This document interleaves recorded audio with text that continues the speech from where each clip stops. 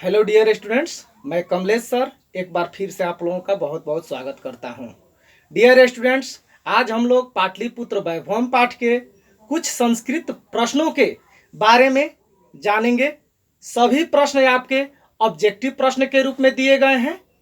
तो dear students, इन प्रश्नों को हम लोग संस्कृत के साथ साथ हिंदी में भी जानते चलेंगे। चूंकि यही प्रश्न अगर संस्कृत के में न पूछकर हिंदी में पूछ दिया तो आप लोग भली भांति इसका उत्तर दे सकें। तो डियर स्टूडेंट्स, आइए हम लोग इसके बारे में जानते हैं। तो डियर स्टूडेंट्स, यहां पर आपका पहला प्रश्न कह रहा है, कस्य राजधानी नगरम पाटलिपुत्रम अस्ति, अर्थात किसका राजधानी नगर पाटलिपुत्र है। तो बिहार राज्य से, अर्थात बिहार राज्य का राजधानी पटना है। आपका अगला प्रश्न कह रहा है, काव्य मीमांसा नामकम ग्रंथम कह अलिखत। काव्य मीमांसा नामक ग्रंथ को किसने लिखा है। तो काव्य मीमांसा नामक ग्रंथ को किसने लिखा है। तो राजशेखर, अर्थात राजशेखर ने। आपका तीसरा प्रश्न कह रहा है यहां पर, महावीर मंदिरम कुत्र अस्ति।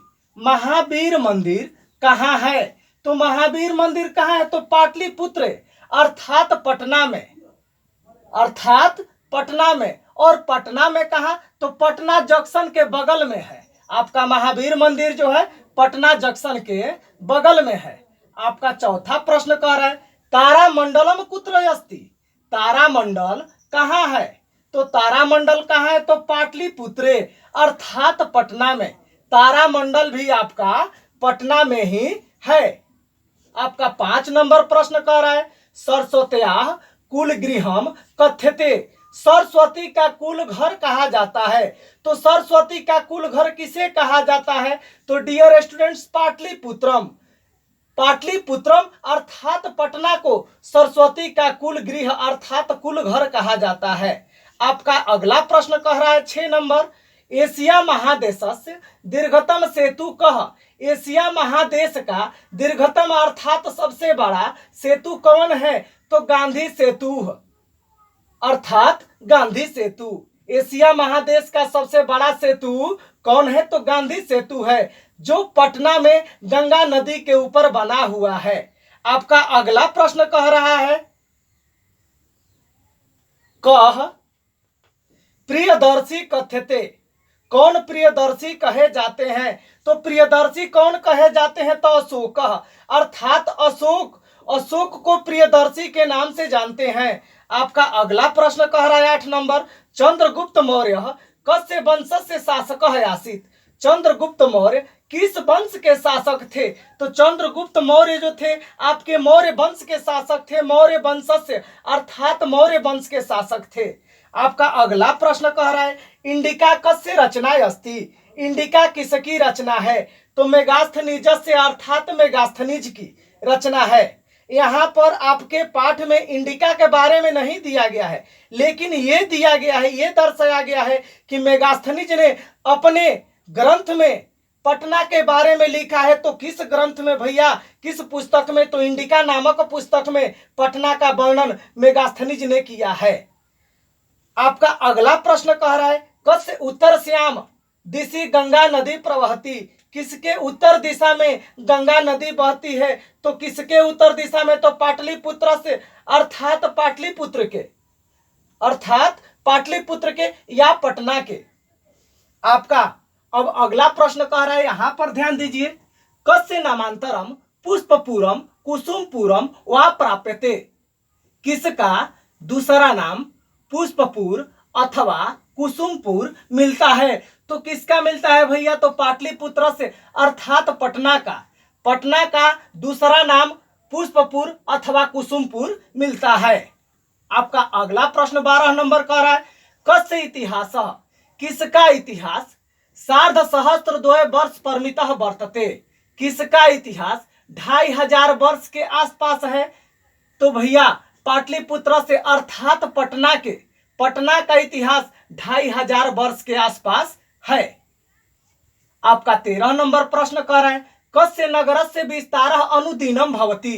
किस नगर का विस्तार दिन प्रतिदिन हो रहा है या होता है? तो पाटलिपुत्र से अर्थात पटना का, पटना नगर का विस्तार जो है दिन प्रतिदिन हो रहा है। लगातार पटना जो है बढ़ता जा रहा है, फैलता जा रहा है। आपका अगला प्रश्न है उच्च न्यायालय कुत्र अस्ति। उच्च न्यायालय कहाँ है?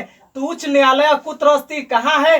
तो पाटलिपुत्रे अर्थात पटना में। उच्च न्यायालय कहाँ है? तो पटना में है। आपका अगला प्रश्न कह रहा है गुरु गोविंद सिंह से जन्म कुत्र अभवत।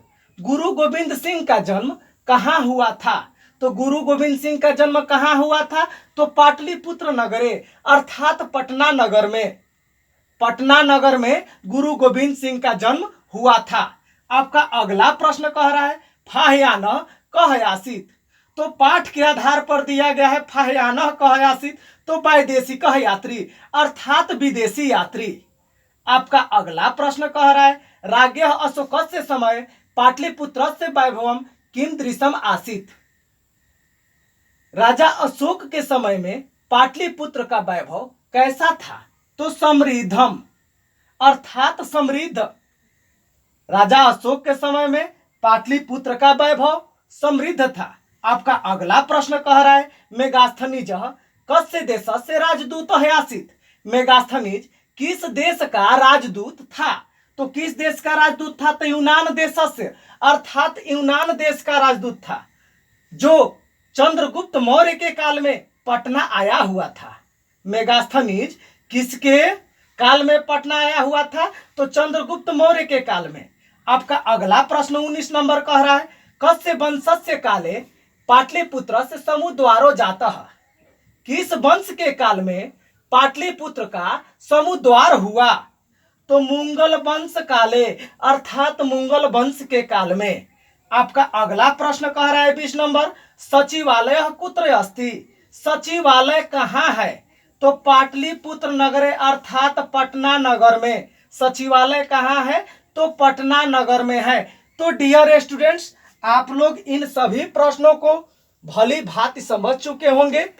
अब मैं आप लोगों को इसी पाठ से कुछ और संस्कृत के बहुत ही इंपॉर्टेंट ऑब्जेक्टिव क्वेश्चन को अगले वीडियो में लेकर आऊंगा। तब तक डियर स्टूडेंट्स, अगर यह वीडियो आप लोगों को अच्छा लगे तो इसे लाइक कीजिए, सब्सक्राइब कीजिए और अपने मित्रों के पास भी इसे शेयर कीजिए। तब तक के लिए धन्यवाद।